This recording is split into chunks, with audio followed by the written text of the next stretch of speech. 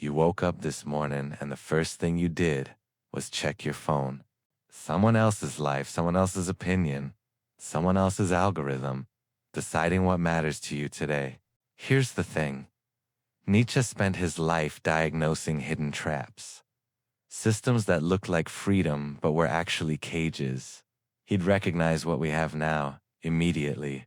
We built machines that learned exactly what keeps you watching, and we called it your feed, your content, your choice.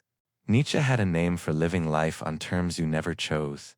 He called it slave morality, rules you inherited, rewards you don't actually want, approval from people who don't actually matter to you. Today, the algorithm is the new system. It doesn't need a name or a face. It just needs your attention, and it gets it every single morning.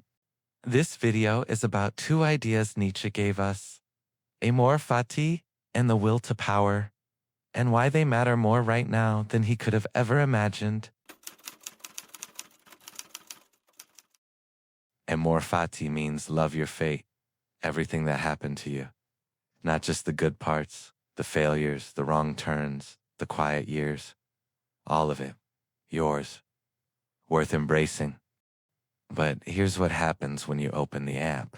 You see someone else's highlight reel, and without thinking your brain compares, and your actual life starts to look like a mistake. That's the opposite of Amor Fati. That's loving someone else's fate, the one the algorithm chose for you to envy. Every hour you spend comparing, you're not building your path, your story, your answer to the only question that actually matters. Who are you becoming? Nietzsche said, become who you are. You can't become who you are. If every free hour you have is being spent becoming who the algorithm decided you should want to be. Most people hear will to power and think domination, crushing others, ambition as aggression. That's the wrong reading. Completely. Will to power means the drive to grow, to overcome the previous version of yourself. Not over others, over who you were yesterday. That's it. That's the whole idea. Now look at what the app does to this. You see someone's transformation, your will to power fires up, the drive to grow, and then the app redirects it into watching, into consuming, into feeling the motivation without doing any of the work. Watching someone build something is not building something.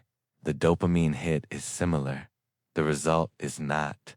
The algorithm gives you the feeling of the will to power, the inspiration hit, the sense of possibility without requiring you to do anything. It's motivation that evaporates the second you close the app. Real will to power is boring. It's daily. It's the hour you spend doing the thing when nobody's watching and nobody is clapping.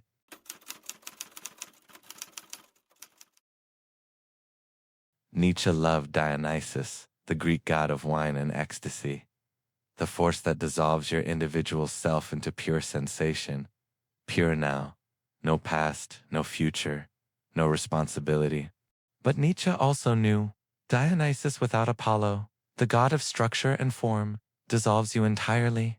Too much sensation with no discipline, and you don't feel free. You feel empty.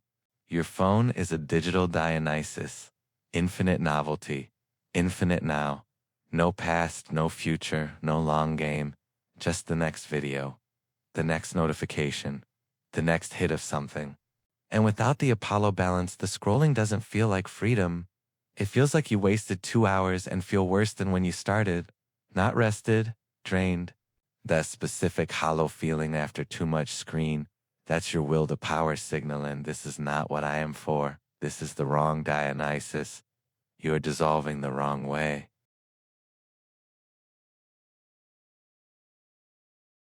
So what do you actually do?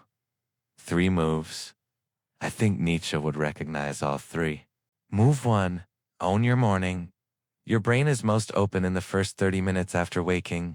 That window is when the algorithm wants you most. Give it to yourself instead. 10 minutes of silence. Write 1 page. Anything that is yours before anything that is theirs. Move 2. Schedule your Dionysus. Don't fight the chaos. Put it in a box. 1 hour of scrolling, guilt-free. Set a timer. When it ends, stop. The difference between Dionysus as a tool and Dionysus as your master is a timer on a shelf. Move 3. Practice Amor Fati daily. Once a day, name one thing that happened that you didn't want. And find one honest thing it gave you. Not fake positivity, real accounting. What did this cost? And what did it build? Amor Fati is not pretending everything is fine. It's deciding that everything that happened to you is raw material, and you are the one holding the tools.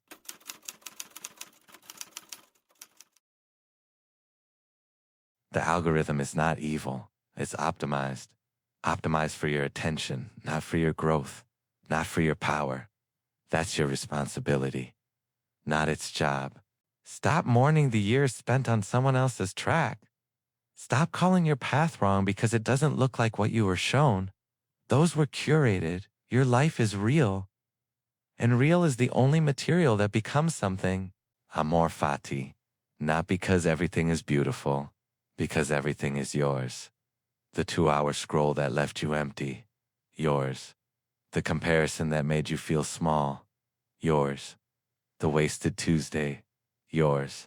All of it. Raw material. All of it. The exact life that builds the exact person only you can become. The algorithm wants you passive, consuming, comparing. Nietzsche wanted you fierce, creating, becoming. Pick one.